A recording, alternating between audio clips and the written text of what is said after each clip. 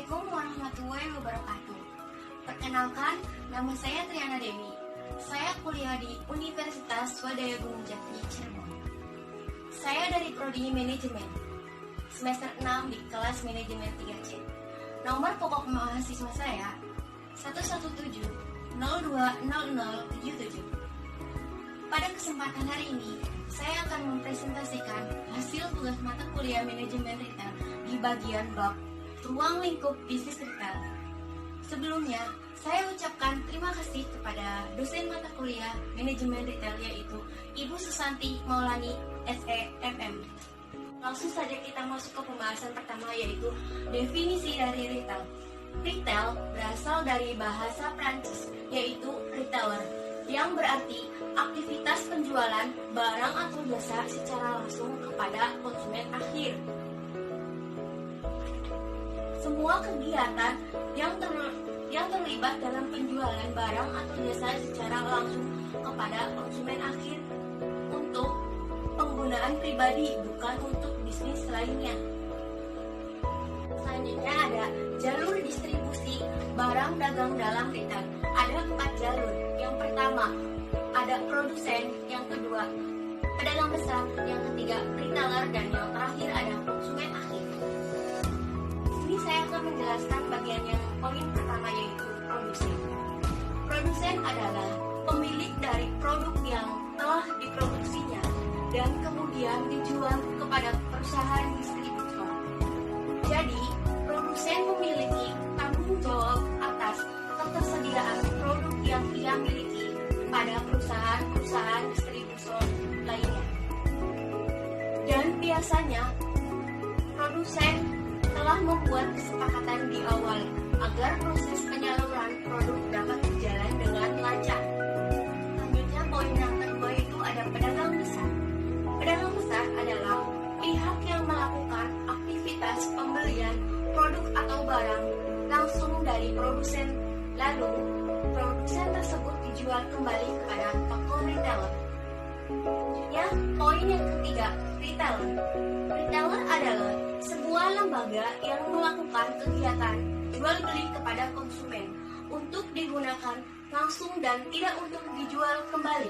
Jadi, retailer atau pedagang eceran ini merupakan perantara terakhir dari level saluran distribusi karena berhubungan langsung dengan konsumen akhir.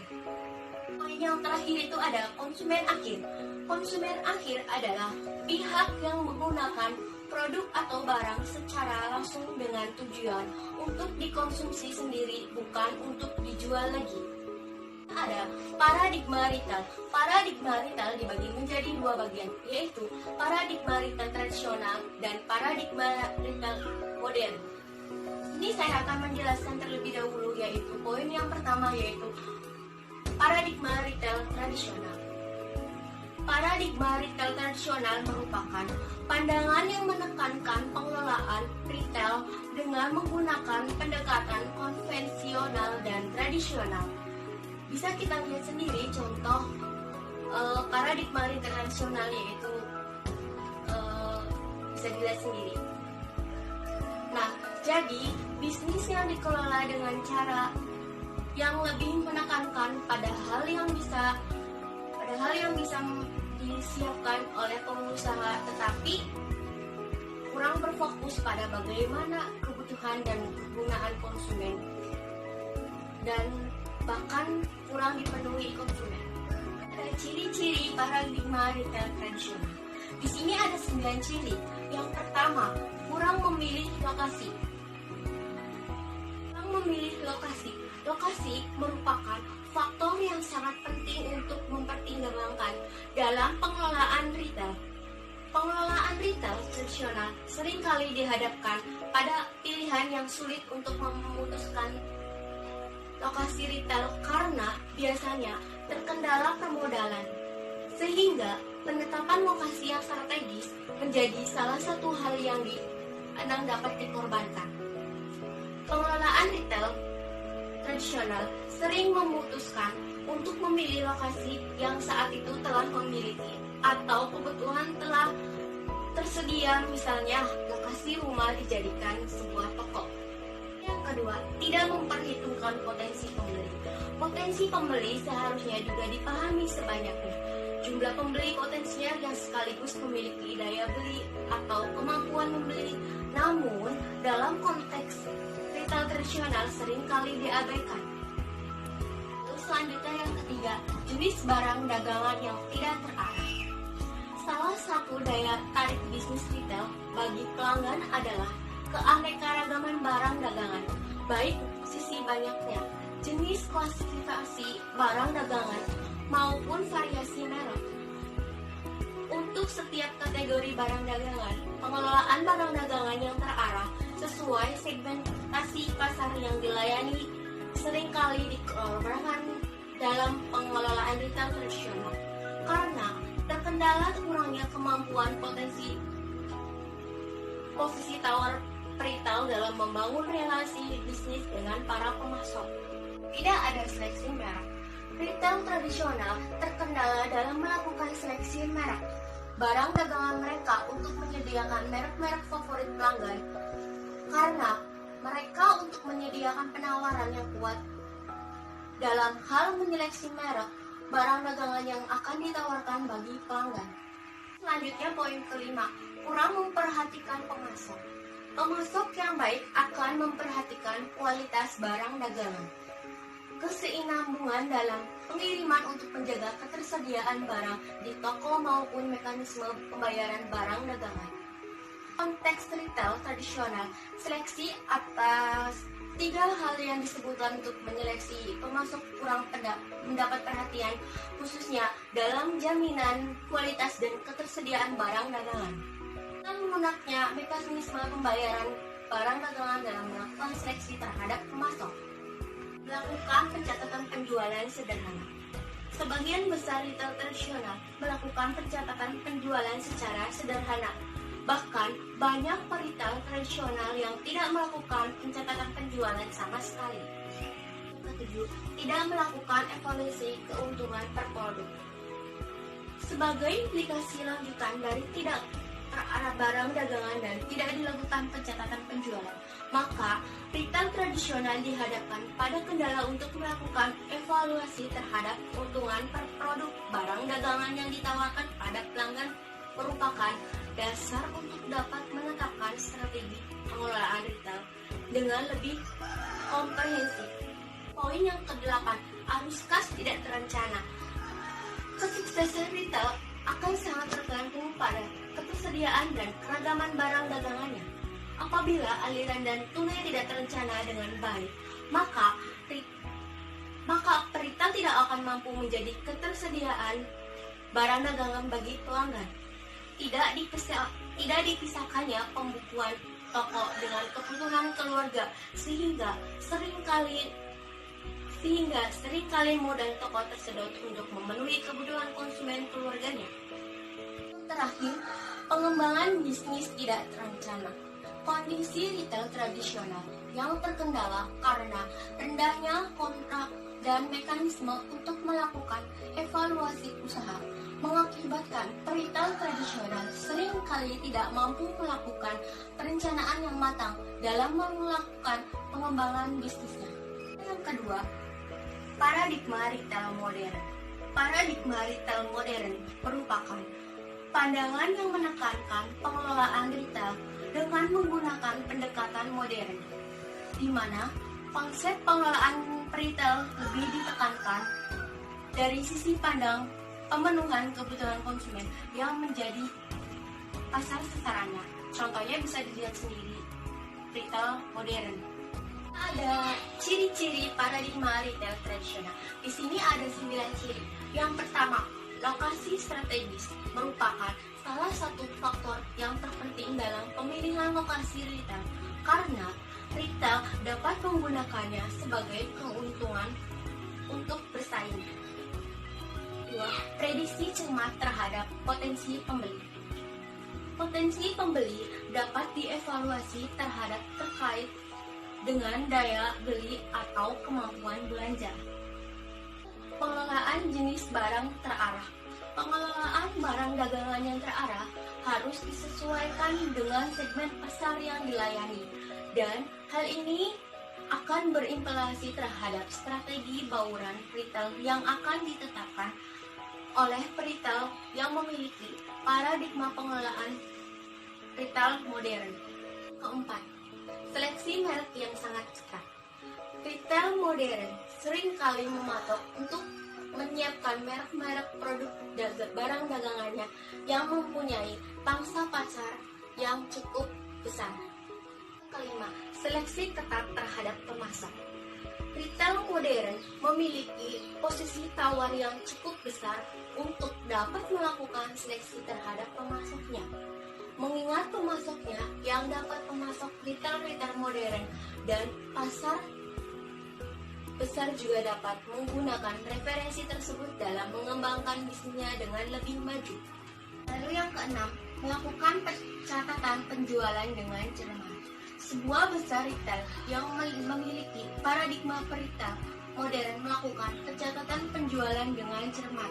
Bahkan, bantuan perangkat lunak yang memungkinkan melakukan pencatatan ribuan transaksi penjualan setiap harinya. Lalu yang ketujuh, melakukan evaluasi terhadap keuntungan per produk. Melalui evaluasi per produk, retail dapat mengklasifikasikan mana produk-produk yang tergolong sebagai cepat laku dan mana yang dikelompokkan sebagai produk yang kurang laku. Yang kedelapan, arus kas terencana. Paradigma retail modern yang berpandangan bahwa arus kas harus terencana biasanya memiliki sistem dan prosedur yang mendukung perencanaan arus kas dengan baik. Pengembangan bisnis terencana.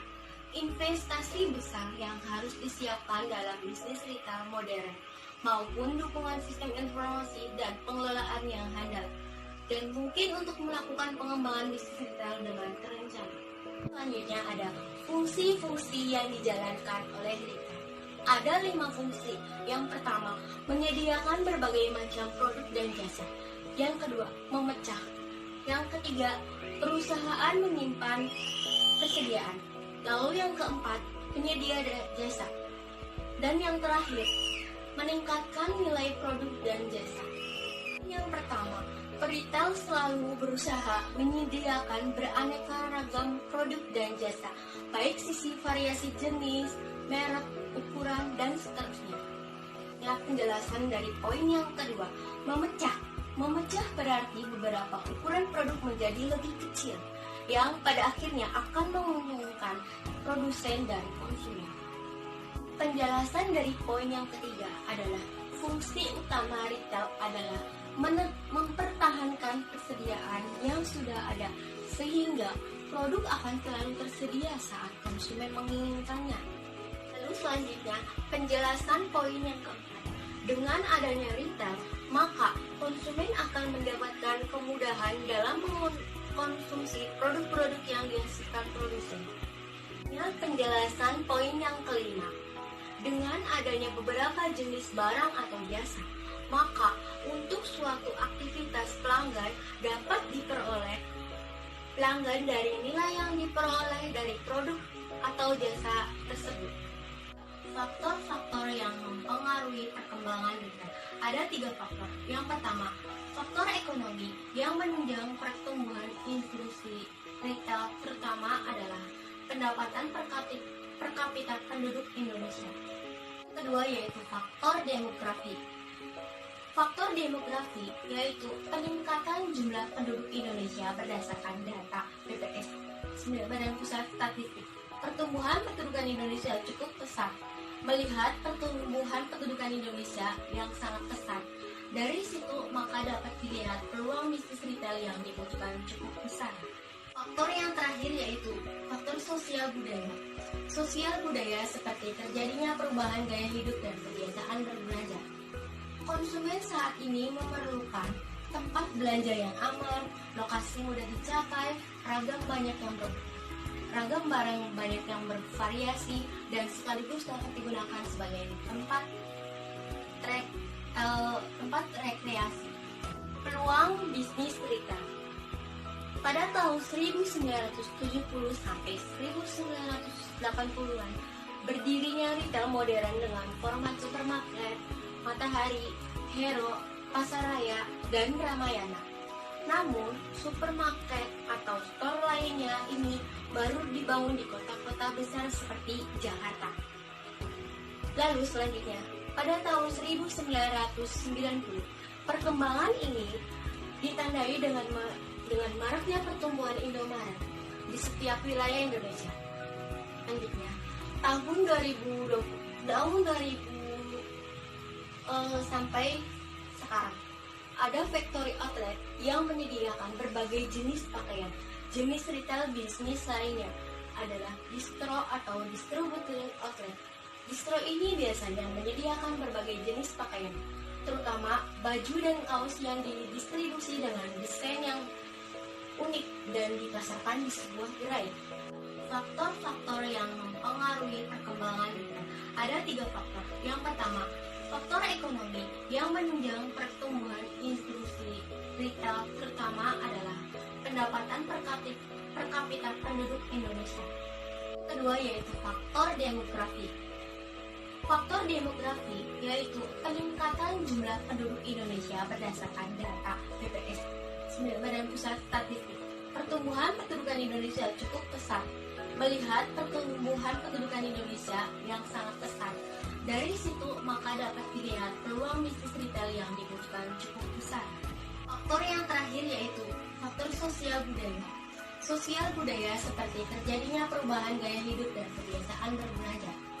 Konsumen saat ini memerlukan tempat belanja yang aman, lokasi mudah dicapai, ragam barang banyak yang bervariasi, dan sekaligus dapat digunakan sebagai tempat rekreasi. Faktor-faktor yang mempengaruhi perkembangan retail ada 3 faktor. Yang pertama, faktor ekonomi yang menunjang pertumbuhan industri retail terutama adalah pendapatan per kapita penduduk Indonesia. Kedua yaitu faktor demografi. Faktor demografi yaitu peningkatan jumlah penduduk Indonesia berdasarkan data BPS, Badan Pusat Statistik. Pertumbuhan pendudukan Indonesia cukup pesat. Melihat pertumbuhan pendudukan Indonesia yang sangat pesat, dari situ maka dapat dilihat peluang bisnis retail yang dibutuhkan cukup besar. Faktor yang terakhir yaitu faktor sosial budaya. Sosial budaya seperti terjadinya perubahan gaya hidup dan kebiasaan berbelanja. Konsumen saat ini memerlukan tempat belanja yang aman, lokasi mudah dicapai, ragam barang banyak yang bervariasi, dan sekaligus dapat digunakan sebagai tempat rekreasi. Selanjutnya, keputusan manajemen retail. Ada 5 keputusan. Yang pertama, memahami lingkup bisnis retail. Memahami lingkup bisnis retail itu mencakup ada pesaing dan konsumen. Pertama, pesaing. Pesaing utama atau perusahaan dengan format yang sama, misalnya department store dengan department store yang lainnya. Sedangkan konsumen, untuk menyusun suatu strategi yang efektif, maka retail harus memahami perilaku konsumen seperti gaya hidup, pendapatan konsumen, perilaku dalam berbelanja, dan lain sebagainya. Tes yang kedua, mengembangkan strategi retail. Pengembangan strategi retail mencakup beberapa aspek.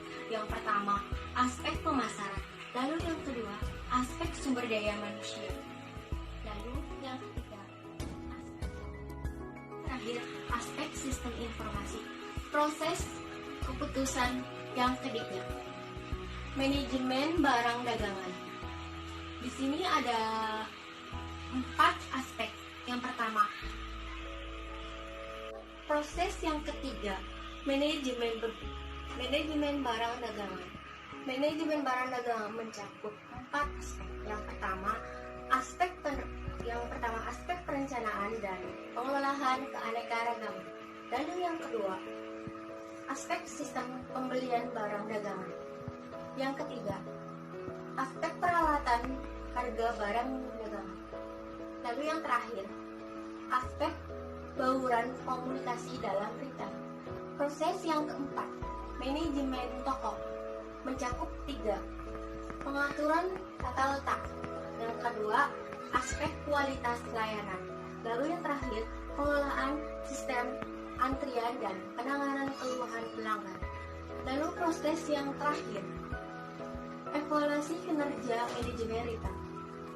Di sini mencakup analisis kinerja manajemen retail. Simpulannya, ruang lingkup bisnis retail itu meliputi definisi, jalur distribusi barang dagang dalam retail, paradigma retail.